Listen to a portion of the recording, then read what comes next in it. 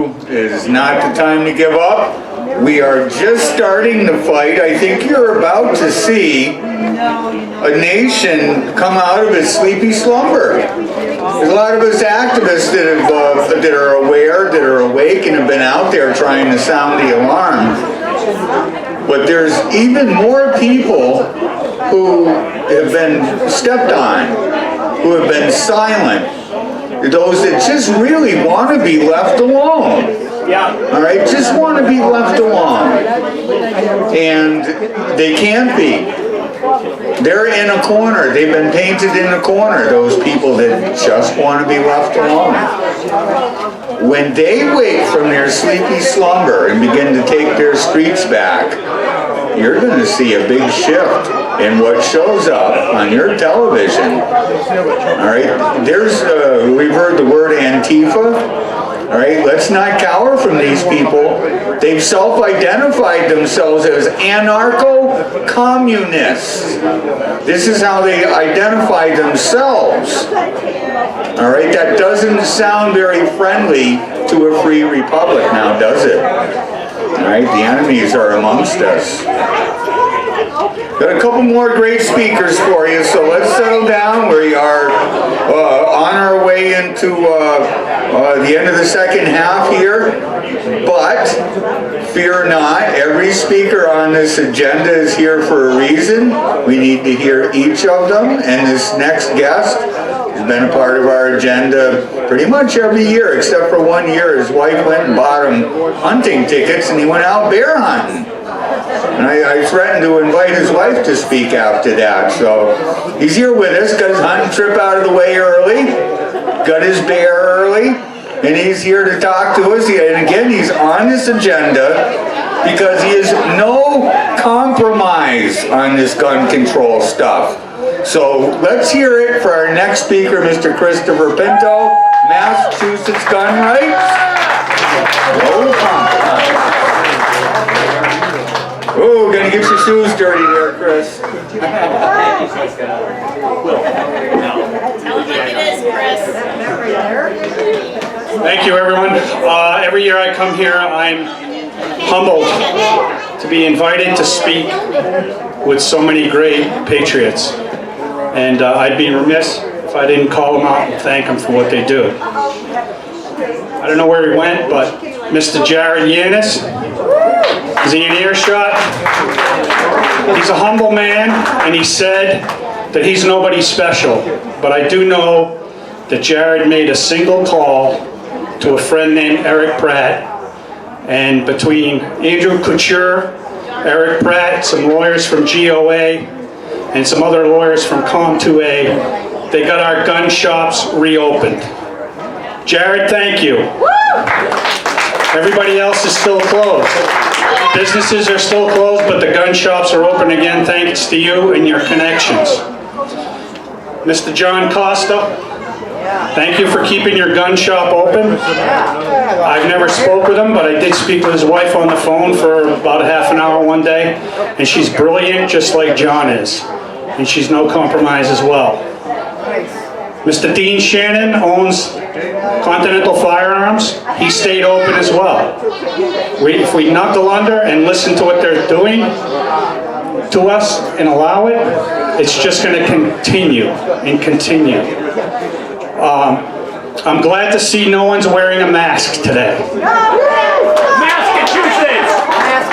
What the governor is peddling, I call fear porn.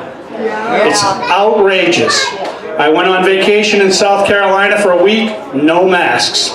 While I was there, I learned that Trudeau would not open the border to Canada, so I couldn't bear hunt in Canada.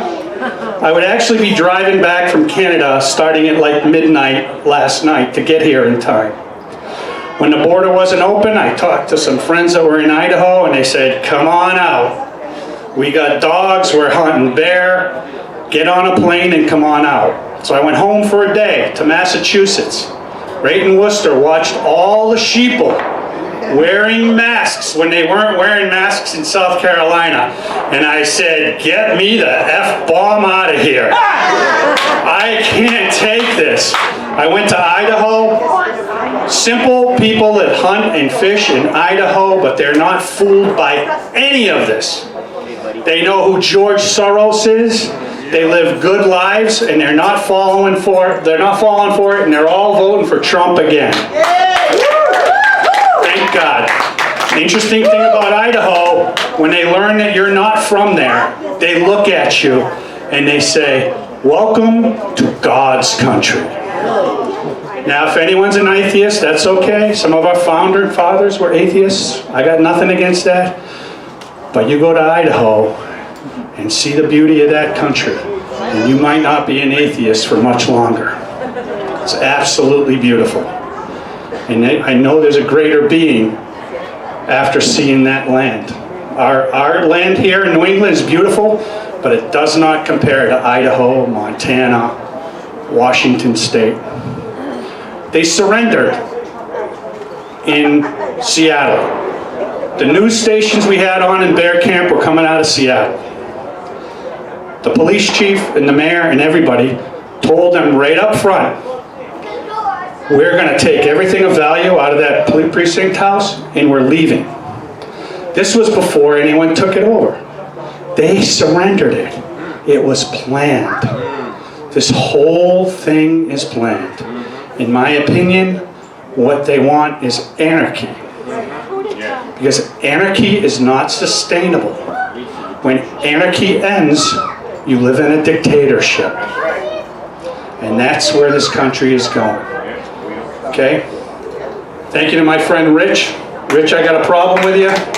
You keep promising me we're going to drink bourbon and smoke cigars on my deck, and you haven't fulfilled that promise yet. I got some bear sausage on the way in a couple of weeks. Sign me up! Cigars? No, not bear cigars, but bear sausage, bourbon, and cigars. So he's a great inspiration to us, a great historian. Thank you for all you do, sir.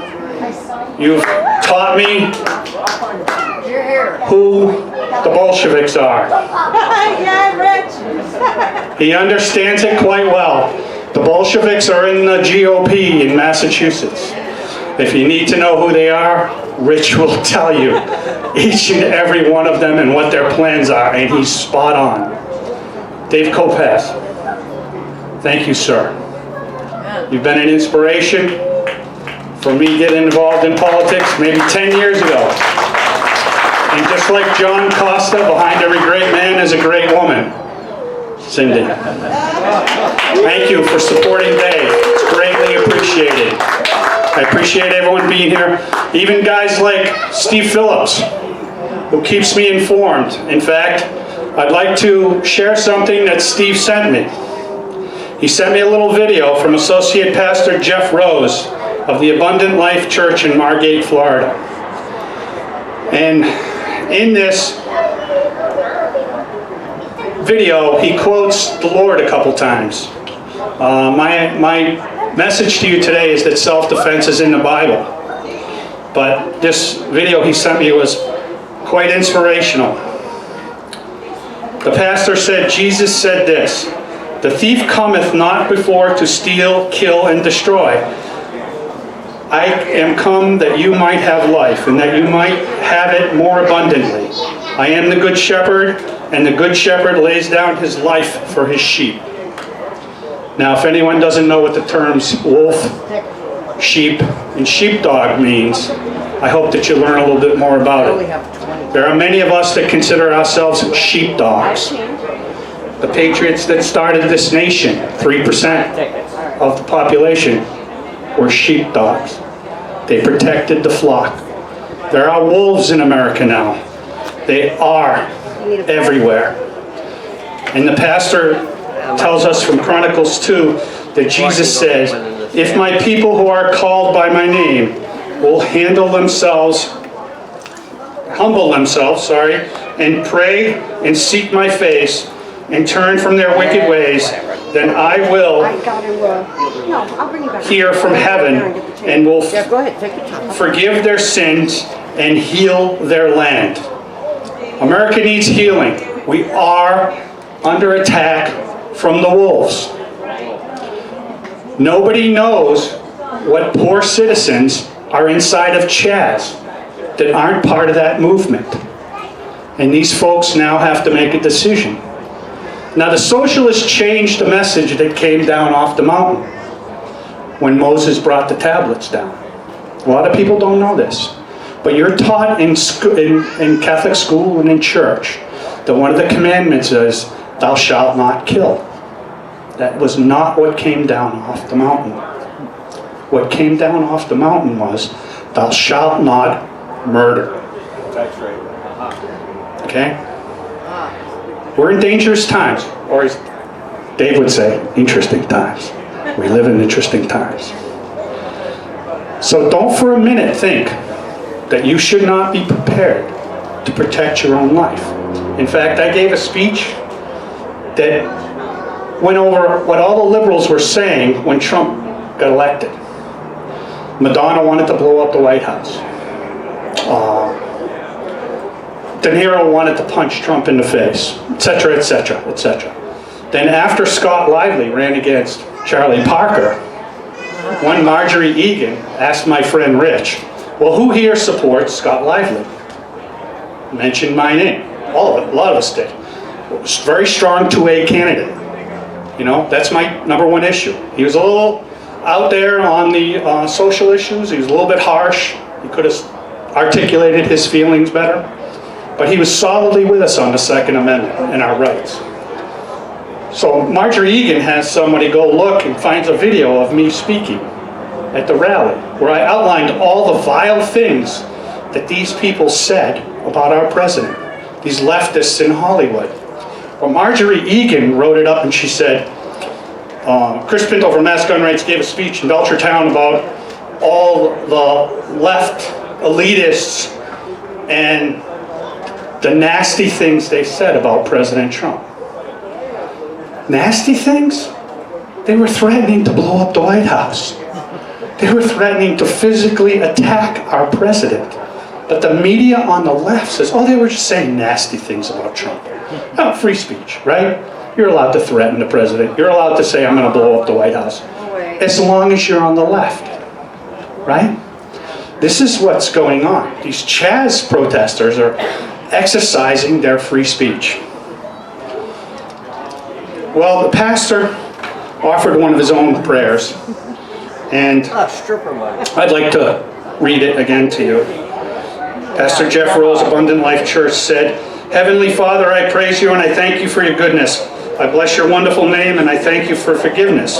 And I come humbly before you to ask you to forgive me of anything that I may have done that has offended you. And I'm asking you to forgive for anything that would cause me to be inconsistent in my relationship with you. And Father, as I do that, I now ask that you heal my country, the United States of America. That you heal the land. And I know that you hear my prayers because you said that you would. And so I thank you for hearing and answering my prayer right now. And I thank you in Jesus' name. Amen. Amen.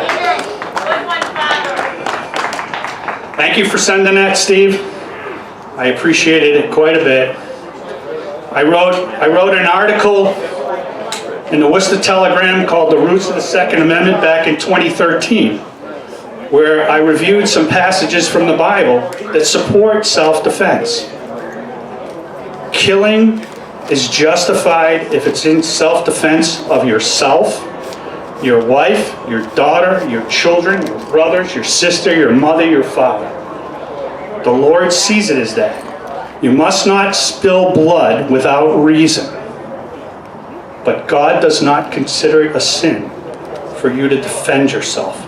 In fact, if you studied the Bible much, we are all formed in God's image. He gives us these bodies to carry our souls. This body does not belong to us, it belongs to God. And you are to respect it and protect it, or it's considered a sin. That's why self-abuse is considered a sin by the church. It's simple. The logic is more than simple.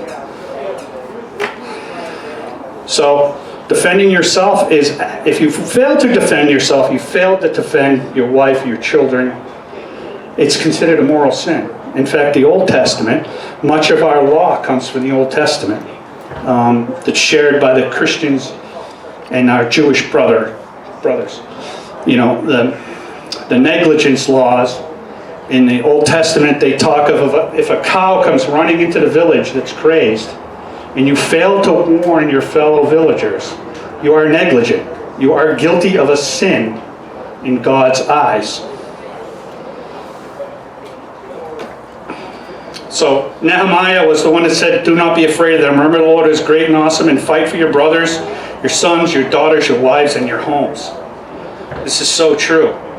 And Esther talks about the king allowed Jews who were in every city to gather and defend their lives, to destroy, to kill, and to annihilate any armed forces of any people or province that might attack them, children, women included, and to plunder their goods. Anyone who knows any history of the Mormons knows that the Mormons were the first preppers. You can go to Shrewsbury, Mass. And learn how to can, because the folks that didn't agree with the Mormons' views of religion and God and their polygamy killed them. They murdered them. They were chased out of many states. And they learned to be prepared and to run and retreat. They never learned to fight back the way they should have, in my mind. And when Jesus knew that his times were numbered with the transgressors, he looked at his apostles and he said, if you do not own a shield and a cloak, then sell your purse to get one. Jesus knew that his life was going to end, and we have martyrs in our world that are meant to die. But the rest of us should not. We should stand up for our rights. We should stand up for the rights of others. And I want you to know that if anyone needs my help to defend their gun shop, because there's a protest going on in front of it, to defend their home, because it's got a protest going on outside of it, and to defend their lives, you just call me and we'll find each other and we will do what needs to be done. Amen.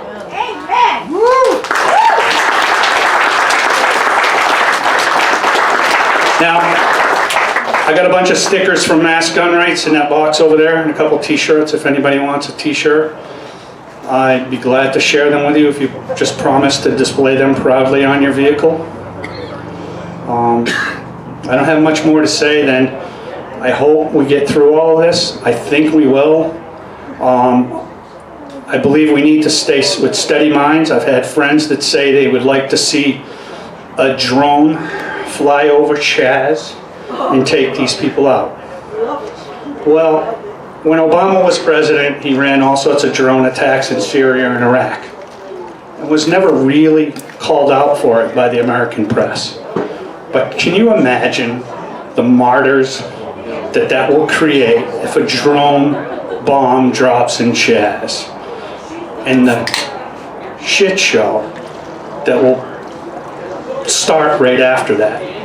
I say you starve them out of Chaz, you wait until they come out, you arrest them for treason, Yes. and you let them live the rest of their lives as failures and losers in prison.